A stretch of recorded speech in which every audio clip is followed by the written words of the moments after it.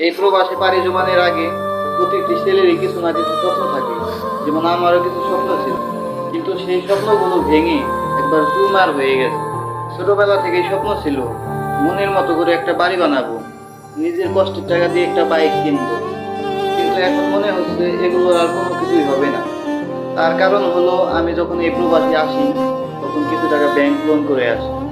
ধীরে ধীরে যখন ব্যাংক লোনটা শেষ হয়ে যায়, ব্যাংক লোন দেওয়াটা শেষ হয়ে যায়, তখন বাড়িতে আমি ফোন দিয়ে বলি যে তাহলে আমি ধীরে ধীরে বাড়ির কাজটা করি। আসলে বাড়ির আধা কাজটা আমাদের বাড়ি আগে থেকে, আমি প্রবাসে আসার আগে থেকে করা কমপ্লিট ছিল, আর আধা কাজ বাকি ছিল। এই আধা কাজটা আমি প্রবাসে গিয়ে আর কি কমপ্লিট করবো। তখন লোনটা কমপ্লিট হয়ে যাওয়ার পরে বলে বাড়িতে বলে যে এখনো নাকি আমার 3 লাখ 3.5 লাখ টাকার লোন আছে, তুই লোন আগে ক্লিয়ার কর, তারপরে বাড়ির কাজ কর।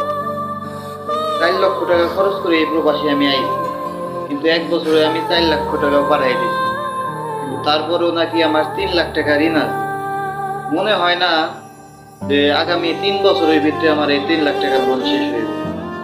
এই প্রবাসে যে সব ছেলেগুলো আসে প্রতিটি ছেলেরই স্বপ্ন আর একটা বাড়ি থাকবে, একটা গাড়ি থাকবে, কিন্তু এই স্বপ্নগুলো পূরণ হয় না কিসের জন্য জানেন?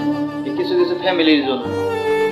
তাই আমি প্রতিটি প্রবাসী ভাইদের উদ্দেশ্যে বলি যে ভাই, শুধু বাড়িতে টাকা পাঠিয়ে দিয়ে নিজের জীবনটা নষ্ট করেন না।